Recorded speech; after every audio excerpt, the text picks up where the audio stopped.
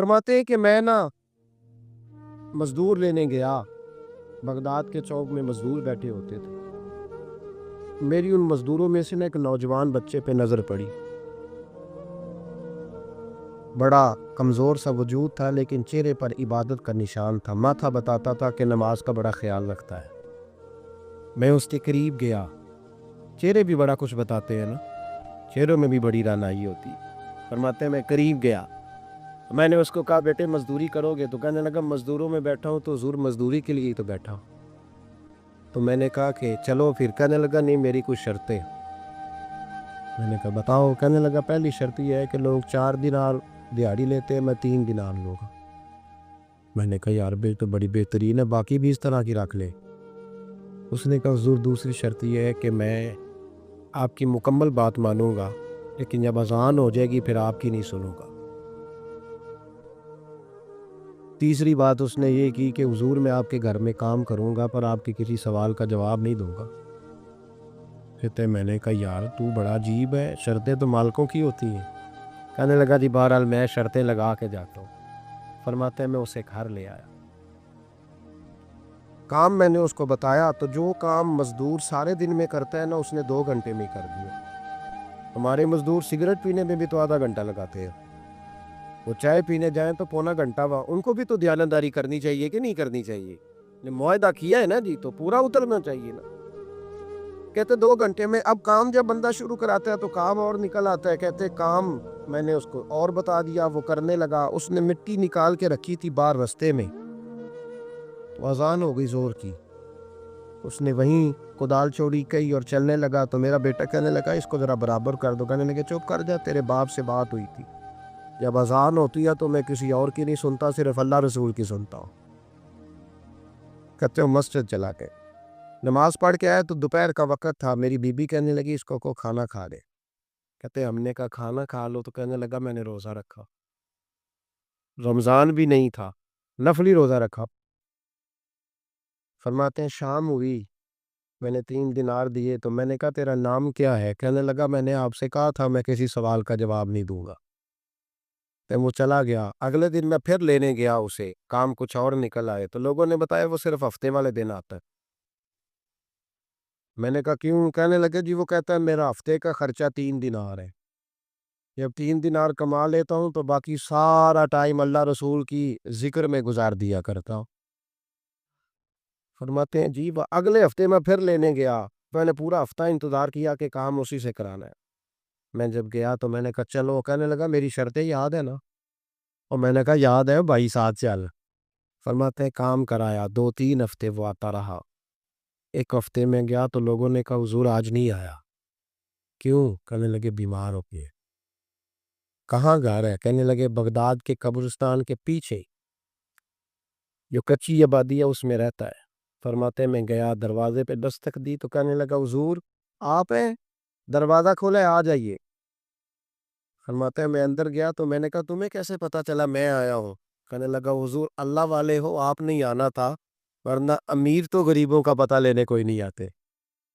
کہتے میں قریب گیا تو کہنے لگا میں آپ کا انتظار کر رہا تھا، تیز بخار ہے، تپ رہا۔ جیب سے کچھ پیسے نکالے، کہنے لگا یہ پیسے رکھنے۔ ایک انگوٹھی نکالی، کہنے لگا حضور آج رات کو میرا انتقال ہو جائے گا، ان پیسوں کا کفن خرید کے صبح جنازہ پڑھ کے مجھے دفن کر دینا، اور جب دفن کرو تو یہ انگوٹھی لے کے عصر کے بعد ہارون رشید کے پاس جانا،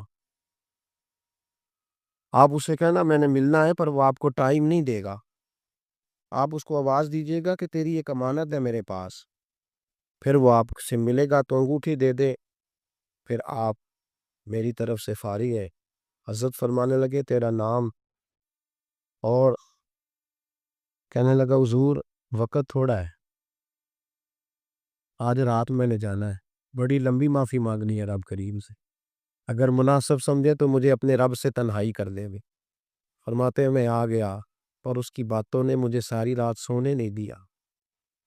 فرماتے ہیں صبح بڑی مشکل سے سورج نکلا، میں گیا دروازے پہ ہاتھ رکھا تو دروازہ کھلا ہوا تھا، اندر داخل ہوا تو خوشبوئیں میرا استقبال کر رہی تھی، جب چہرے سے کپڑا ہٹایا تو اس کا تو انتقال ہو چکا۔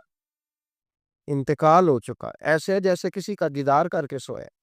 کہتے میں تو 2 آدمی لے گیا تھا جنازے پہ، پر پتہ نہیں دنیا کدھر کدھر سے آئی، کہاں کہاں سے۔ اکھاں جدوں میٹیاں زمانہ مینوں روے گا، اپنا تے اپنا بیگانہ مینوں روے گا۔ فرماتے ہیں میں تو 2 بندے لے گیا تھا، پر پتہ نہیں مخلوق کہاں کہاں سے آئی۔ جنازہ پڑا، دفن کیا۔ ہارون رشید کے پاس میں عصر کے بعد گیا، میں نے بلانا چاہا پر بادشاہ تھا، میری طرف دیکھا ہی نہیں۔ میں نے اس کو کہا تیری ایک امانت میرے پاس ہے۔ فرماتے ہیں مجھے کونے پہ لے گیا، کیا بات ہے، کمرے میں بلایا، میں نے انگوٹھی دی۔ ہارون رشید تو چیخے مارنے لگا، کہنے لگا انگوٹھی والا کہاں ہے؟ میں نے کہا وہ تو انتقال کر گئے۔ کہنے لگا مجھے قبر پہ لے چل۔ کہتے میں قبر پہ لایا تو وہ لیٹ گیا، تڑپ کے رونے لگا۔ میں نے کہا میرا کلیجہ پھٹ جائے گا، نہ اس نے کچھ بتایا نہ تو نے بتایا، یہ کون تھا؟ ہارون رشید کہنے لگا یہ میرا بیٹا تھا۔ میں نے کہا تیرا بیٹا اور مزدور؟ کہنے لگا حضور یہ حضرت داؤد طائی کے پاس بیٹھا کرتا تھا، ان کا مرید تھا، مجھے روز کہتا تھا ابا تو نے بڑی دنیا کٹھی کر لی ہے، مرتے وقت تجھ سے ٹانگیں سمیٹی نہیں جائیں گی، اتنا حساب نہیں تو دے سکے گا۔ میں اس کو سمجھا دیتا، اس کی اماں سمجھا دیتی، یہ روز ہمیں کہتا چھوڑ دو آ جاؤ اللہ رسول کی بارگاہ میں جھک جائیں ہم سمجھ۔ ایک دن یہ چلا گیا، کہنے لگا پھر تمہارا رستہ اور ہے اور میرا رستہ اور ہے۔ یہ سونے کی انگوٹھی غلطی سے اس کے پاس رہ گئی، غلطی سے ہیرے کی انگوٹھی چلی گئی۔ کہنے لگا دیکھو میرے بیٹے نے آج وہ بھی واپس کر دی ہے۔ پھر تڑپ کے کہنے لگا ہارون رشید تھا تو یہ میرا بیٹا، پر میرا مرشد نکلا، میرا پیر نکلا۔ بھائی زندگی تو بڑی تھوڑی ہے نا۔ بابا صاحب نے کہا تھا اٹھ فریدہ ستیا، اور داڑھی آ گیا پور، اگا لیڑے آ گئے، پچھا رہ گیا دور۔ اٹھ فریدہ ستیا، خلقت ویکھن جا، متے کوئی مل جائی بخشیا تے تم ہی بخشیا جا۔ اٹھ فریدہ ستیا، جھاڑو دے مسیت، تو ستے رب جاگدا، تیری ڈاڈے نال پریت۔ میرا رب ہمیں بھی اپنی بارگاہ میں قبول فرمائے۔